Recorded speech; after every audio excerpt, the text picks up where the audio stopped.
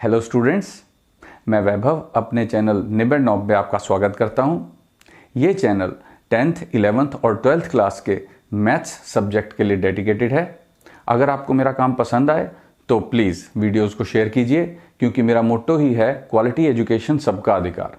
और अगर आप पूरा सिलेबस कवर करना चाहते हैं तो आप मेरे चैनल को सब्सक्राइब करके प्लेलिस्ट में जाके चैप्टर वाइज, क्लास वाइज सारे वीडियोज़ की प्लेलिस्ट चेक कर सकते हैं।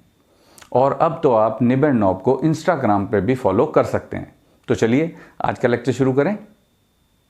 स्टूडेंट्स, आज हम प्रिंसिपल ऑफ मैथमेटिकल इंडक्शन जो चैप्टर है वो शुरू करेंगे।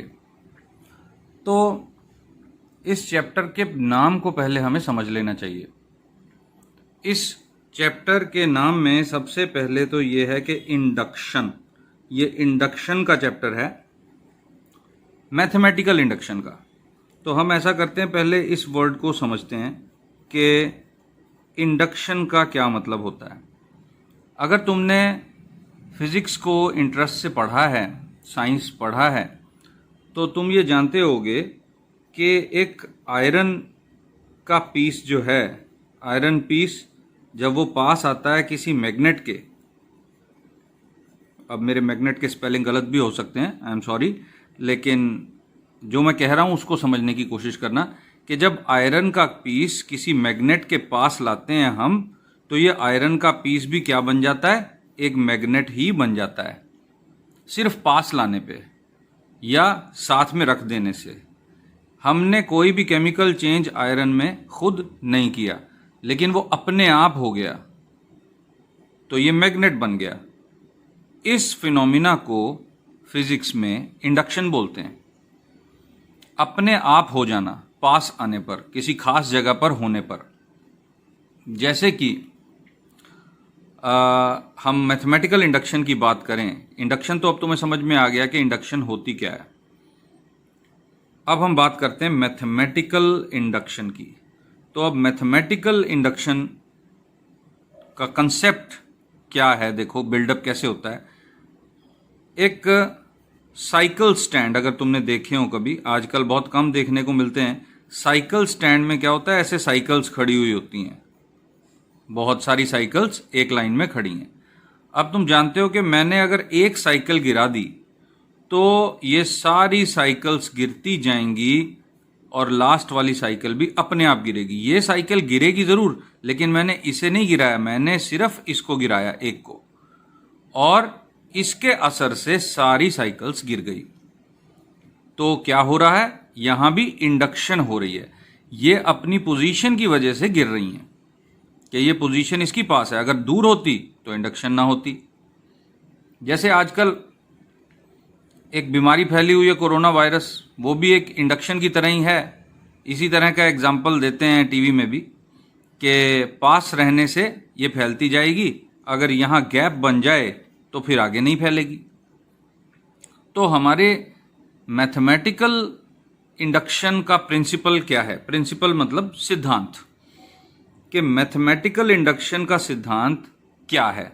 अब इंडक्शन तो तुम बेसिकली समझ ही चुके हो कि इंडक्शन क्या है, मैथमेटिकल इंडक्शन क्या है। अब ये समझने की बारी आई। मान लो मैंने कहा कि एक से लेके पहले n नेचुरल नंबर्स का सम, जो तुम 10th क्लास में कर चुके हो, ये है एपी सीक्वेंस जो होती है, अर्थमेटिक प्रोग्रेशन, उसके सम के तौर पे ये रिजल्ट हम 10th क्लास में करते हैं। तो एक तो तरीका है इसको प्रूव करने का कि Sn फाइंड किया जाए जहां पर A1 है, D1 है, तो ये साबित हो जाएगा। वो है डिडक्टिव मेथड, डिड्यूस करना। और अब हम कर रहे हैं इंड्यूस करना, इंडक्टिव मेथड। वो कैसे, while checking at different steps. जैसे हमें कहा है कि 1 से लेके n तक अगर हम सारे नेचुरल नंबर्स को जोड़ देंगे तो सम ये आएगा। अगर हम n को 1 रख लेते हैं, यानी लेफ्ट हैंड साइड पे सिर्फ पहला एलिमेंट, और राइट हैंड साइड पे n को 1 रख दो, 1 1 + 1 अपॉन 2, ये भी कैलकुलेट होके 1 आया। तो यानी कि n = 1 के लिए ये रिजल्ट ट्रू है। फिर हमने 2 के लिए देखा, 3 के लिए देखा। कैसे देखो, 3 के लिए कैसे देखेंगे, n को 3 पुट करो तो लेफ्ट हैंड साइड पे 1 + 2 + 3 आ गया, और राइट हैंड साइड पे यहाँ 3 पुट कर दो, 3 + 1/2, तो ये कितना बन गया, ये 6 बन गया। और इसको भी जब तुम सॉल्व करोगे तो ये 6 ही बनेगा। कैसे देखो, ये 4/2 है तो 3 × 2 6। तो इस तरह से हम कहां तक प्रूव करते रह सकते हैं, जितने मर्जी नंबरों तक प्रूव करते रह सकते हैं। तो इंडक्शन का मेथड ये है, सिद्धांत ये है कि हम मान लेंगे कि मान लो n = 1 2 3 करते करते हम मान लो किसी एक खास नेचुरल नंबर k तक पहुंच गए, और हमने मान लिया कि ये k तक ट्रू है, और फिर हमने n को k = 1 रख के प्रूव किया कि अगर k तक ट्रू है तो k + 1 के लिए भी अगर ट्रू हो जाता है तो ये हमारा जो रिजल्ट है वो हमेशा ट्रू रहेगा। बात को समझो कि अगर k तक ट्रू मानकर उसको यूज करके k + 1 भी ट्रू आ रहा है, इंडक्शन हो रही है ना, हम k तक ट्रू मान रहे हैं और उसको यूज कर रहे हैं k + 1 के लिए, यानी कि अगले स्टेप के लिए यूज कर रहे हैं। जैसे कि यहां पर हुआ था कि पिछली वाली साइकिल गिरी तो अगली गिरी, फिर अगली गिरी, फिर अगली गिरी, यानी स्टेप बाय स्टेप आगे से आगे प्रूव होता जा रहा है। तो अगर k तक हमने ट्रू मान लिया कि हमने चेक कर लिया है, और फिर हम ये प्रूव कर दें कि k + 1 के लिए भी रिजल्ट हो गया ट्रू, तो हम कहेंगे कि ये हमेशा ट्रू है, और इसी को हम कहते हैं प्रिंसिपल ऑफ मैथमेटिकल इंडक्शन। इसका शॉर्टकट है PMI। तो इस तरह से हम क्वेश्चन को साबित करते रहेंगे। आई थिंक ये कुछ हद तक तुम्हें समझ में आया होगा, और मैं एक्सरसाइज करवाऊंगा। इसकी एक ही एक्सरसाइज है, एक्सरसाइज 4.1, वो मैं करवाऊंगा तुमको, क्वेश्चंस कराऊंगा। बहुत आसान चैप्टर है और इसके एग्जाम्पल्स तुमने खुद करने हैं। लेकिन अगर अभी कुछ कमी रह गई है तो चिंता मत करो, जैसे जैसे हम क्वेश्चन हल करेंगे तुमको समझ में आ जाएगा, कोई बड़ी बात नहीं है। तो हम ऐसा करते हैं, हम पहले क्वेश्चन की तरफ स्ट्रेट फॉरवर्ड चलते हैं। अब इंडक्शन के ऊपर तो डिस्कशन हो ही गई, अब हम क्वेश्चंस को सॉल्व करना शुरू करते हैं। तो ये है हमारा क्वेश्चन नंबर 1 एक्सरसाइज 4.1 का। By PMI means by principle of mathematical induction prove that 1 + 3 + 3² and so on up to 3n-1 is equal to 3n-1/2। तो वैसे तो तुम कर चुके हो सीक्वेंसिंग सीरीज चैप्टर, ये एक जीपी है और तुम अदरवाइज भी इसको प्रूव कर सकते हो, लेकिन हम इस इंडक्शन के मेथड से इसको प्रूव करेंगे। तो उस इंडक्शन का मेथड कैसे यूज करना है हमने, देखो ध्यान से देखो। सबसे पहले तो ये एक स्टेटमेंट है हमारे लिए, और ये स्टेटमेंट ट्रू है, हमने ये प्रूव करना है। तो हम स्टेटमेंट को मैथ्स में PQR इससे डिनोट करते हैं, मैथमेटिकल रीजनिंग में भी हम यही करेंगे। और ये स्टेटमेंट n पे डिपेंड कर रही है, तो हम इसको लिखेंगे गिवन, एक स्टेटमेंट हमें गिवन है P of n। P of n एक स्टेटमेंट हमें गिवन है, वो स्टेटमेंट ये है, लिख दो 1 + 3 + 3² and so on up to 3n-1 is equal to 3n-1/2। अब यहां पे n-1 पावर में, लेकिन यहां पे पावर में सिर्फ n है, -1 बेस में है, नीचे है। तो ये है हमारी स्टेटमेंट कि ये सम इसके बराबर है। ये स्टेटमेंट है, n पे डिपेंड करती हुई, इसलिए मैंने P ऑफ n लिखा है। तो सबसे पहला स्टेप है हम इसको 1 के लिए चेक करें। तो मैं लिखूंगा पुट n = 1।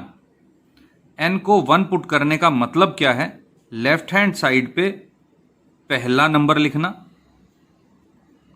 और राइट हैंड साइड पे n की जगह 1 पुट कर देना। एक बार फिर समझ लो, n को 1 पुट करने का मतलब है लेफ्ट हैंड साइड में पहला नंबर चूज कर लेना। यहां पे जो भी होता 1 2 3 जो भी होता वो सिर्फ वो, क्योंकि पहला ही स्टेप है बस। और इक्वल टू के दूसरी तरफ n को 1 पुट कर देना। तो देखो 1 इज इक्वल टू, ये कितना बन गया 2/2, 3 की पावर 1 मीन्स 3, 3 - 1 इज 2, ये भी 1 के बराबर हो गया। तो हमारे पास क्या आ गया 1 इज इक्वल टू 1, यानी left hand side is equal to right hand side. इसका मतलब ये हो गया कि n इज इक्वल टू 1 के लिए तो ये स्टेटमेंट ट्रू है। तो मैं लिखूंगा therefore p of n is true for n is equal to 1। n is equal to 1 के लिए ये स्टेटमेंट ट्रू है। अब मेरी इच्छा है कि मैं 2 के लिए भी इस तरह से कर सकता हूं, 2 3 4 5 करता जाऊं, लेकिन उससे क्वेश्चन बहुत लंबा हो जाएगा। तो मैं स्ट्रेट फॉरवर्डली आ रहा हूं और कह रहा हूं कि लेट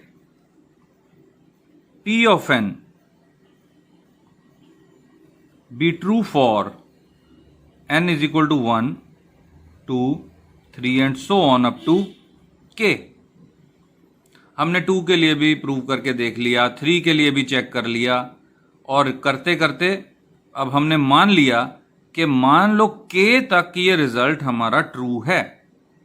अगर k तक ये रिजल्ट ट्रू है तो ये सारा का सारा इन टर्म्स ऑफ n की बजाय इन टर्म्स ऑफ k जो बनेगा वो ट्रू होगा।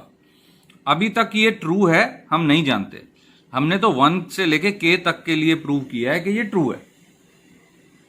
तो देखो मैं लिख रहा हूं therefore 1 + 3 + 3 square and so on 3 power k - 1 is equal to 3 power k - 1/2। मैंने यही वाली statement in terms of k लिखी है, क्योंकि हमने ये मान लिया है कि k तक ये ट्रू रहेगा। तो इसका मतलब क्या हुआ स्टूडेंट्स, बेसिक एक डिफरेंस है इस स्टेटमेंट में और इस स्टेटमेंट में। ये स्टेटमेंट अभी चेक कर रहा हूं मैं कि प्रूव करूंगा कि ठीक है कि नहीं, लेकिन ये वाली स्टेटमेंट मैं मानता हूं कि ट्रू है। अब तुम कहोगे सर इसमें n है इसमें k है, बात तो एक ही है। बात एक नहीं है। n जो है वो कोई भी नेचुरल नंबर हो सकता है, k से बड़ा भी हो सकता है। हमने अभी सिर्फ k तक मानना है कि ये ट्रू है। तो k एक छोटा नेचुरल नंबर है जहां तक हमको पता है कि ये ट्रू है। तो हम जानते हैं कि ये स्टेटमेंट तो हो गई ट्रू। अगर ये स्टेटमेंट ट्रू है तो ये इक्वेशन करेक्ट है, और ये इक्वेशन करेक्ट है तो इसका यूज करके हम further n is equal to k + 1 के लिए प्रूव कर सकते हैं कि ये n जो है कोई भी नेचुरल नंबर हो, ये स्टेटमेंट ट्रू रहेगी। उसके लिए करना क्या है, यहां तक तो कोई मुश्किल नहीं है, तुम्हें समझ में आ रहा होगा। इससे एक अगला स्टेप जो है वो ध्यान से लिखना है बस। अगर वो जिसने ठीक तरीके से लिख लिया ना स्टेप, समझो ये क्वेश्चन उसने हल कर लिया। 4 मार्क्स का क्वेश्चन पेपर में आता है ये। तो तुमने करना क्या है, तुमने कहना है ऐड एक, क्योंकि ये इक्वेशन ठीक है तो दोनों तरफ तुमने ऐड करना है सेम नंबर। और वो नंबर कौन सा होगा, बहुत आसान है। ध्यान देना इस बात पे, बहुत ज्यादा ध्यान देना कि जो स्टेटमेंट तुम्हें दी हुई है उसका जो लेफ्ट हैंड साइड में लास्ट नंबर है, इसमें n की जगह k + 1 पुट कर देना है। देखो n की जगह k + 1 पुट किया है, -1 आगे था तो है, और इसको देखना है कि ये सॉल्व करके कितना आया। ये आया 3 पावर k। तो तुमने यहां पर आके दोनों तरफ क्या ऐड करना है, वो नंबर ऐड करना है जो तुम्हें कैसे मिलेगा, जो इक्वेशन तुम्हें दी हुई है उसकी लास्ट टर्म में n की जगह k + 1 पुट करके जो आया, तुमने वो ऐड करना है यहां पर दोनों तरफ।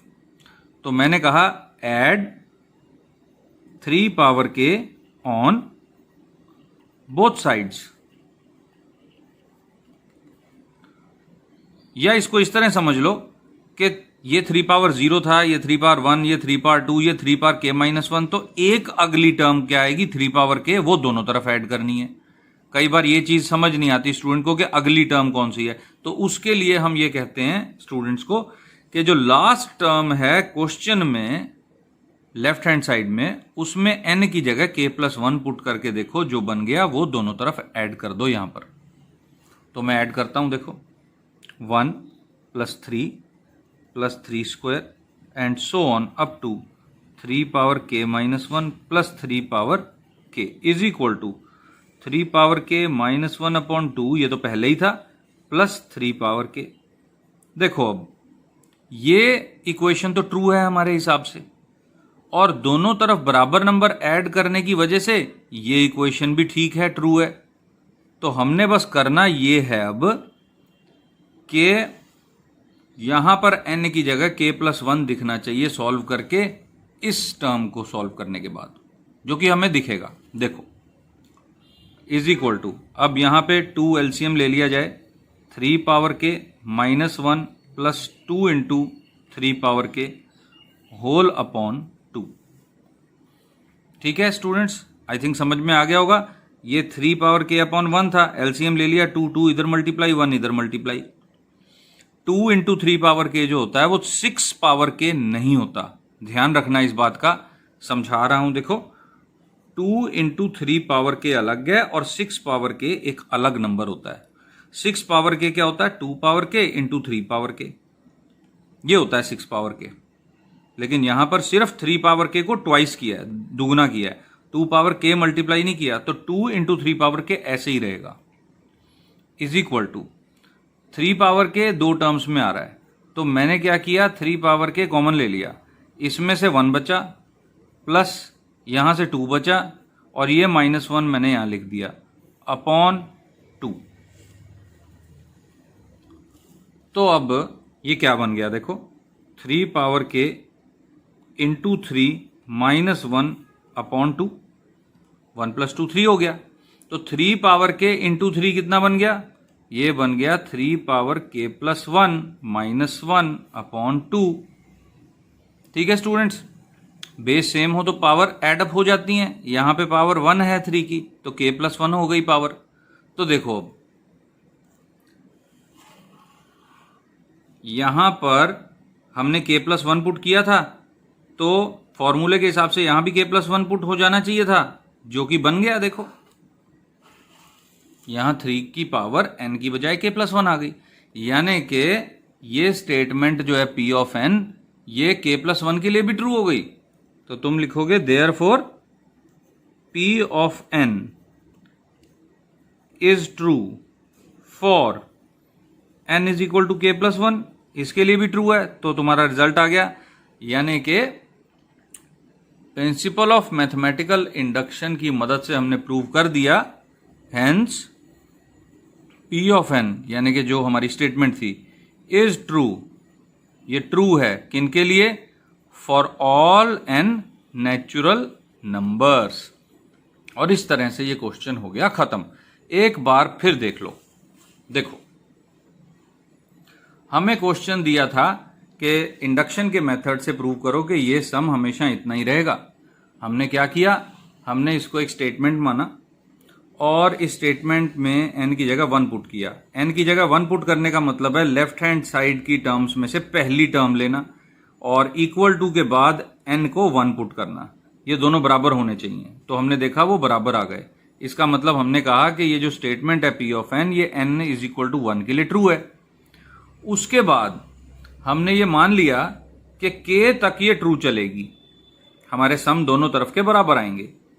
अगर k तक के लिए ट्रू है तो हमने k तक के लिए ये ट्रू स्टेटमेंट लिख ली, हमारे हिसाब से ये स्टेटमेंट ट्रू है। और अब इससे एक अगली टर्म दोनों तरफ ऐड करनी है हमने, और वो कैसे फाइंड आउट करनी है मैंने बता ही दिया है कि जो लास्ट टर्म है लेफ्ट हैंड साइड की, उसमें n की बजाय k + 1 पुट कर दो और जो सॉल्व होके आ जाए वही नंबर दोनों तरफ ऐड करना है। अब क्योंकि हमने एक ट्रू स्टेटमेंट के दोनों तरफ सेम नंबर ऐड किया है, तो इसका मतलब ये हुआ कि ये जो इक्वेशन है ये भी ट्रू है, और ये ट्रू इक्वेशन ने क्या रूप ले लिया, वही p ऑफ n का रूप ले लिया। यहां n की जगह k + 1 आ गया, जो कि हम चाहते थे। तो हमने लिखा कि देयरफॉर p ऑफ n जो हमारा स्टेटमेंट है वो n is equal to k + 1 के लिए भी ट्रू है, अब k+1 के लिए ट्रू होने का मतलब है कि ये हमेशा ही ट्रू रहेगा, यही मैथमेटिकल इंडक्शन है। तो ये मेथड है हर एक क्वेश्चन को करने का, हर क्वेश्चन इसी मेथड से होगा, बस कैलकुलेशंस बदल जाएंगी। तो मैं सोचता हूं कि तुम्हें अपने आप ट्राई करना चाहिए। मैं आज इतना ही कराऊंगा, तुम क्वेश्चन ट्राई करो, बहुत आसान क्वेश्चन है, सारे क्वेश्चन कराऊंगा मैं एक एक करके, कोई चक्कर नहीं, लेकिन तुम खुद जितना ट्राई करोगे उतना अच्छा लगेगा। फिलहाल तुमने क्या करना है, तुम ये मेथड समझ चुके हो, तुम्हारी एनसीईआरटी की बुक का एग्जाम्पल नंबर 1, 2, 3 और 4 ये तुमने अच्छी तरह से स्टडी करने हैं, ताकि तो ये बहुत इंपॉर्टेंट क्वेश्चन भी हैं, 4 मार्क्स के आ जाते होते हैं। और एक क्वेश्चन एक्सरसाइज का मैंने फिलहाल कराया है, मैं कल और क्वेश्चन तुम्हें इसके करवाऊंगा। तब तक इस क्वेश्चन को और इन एग्जाम्पल्स को अच्छी तरह से प्रैक्टिस करो, और हम इस चैप्टर को आगे बढ़ाएंगे अगली क्लास में। तब तक best of luck and thank you for watching.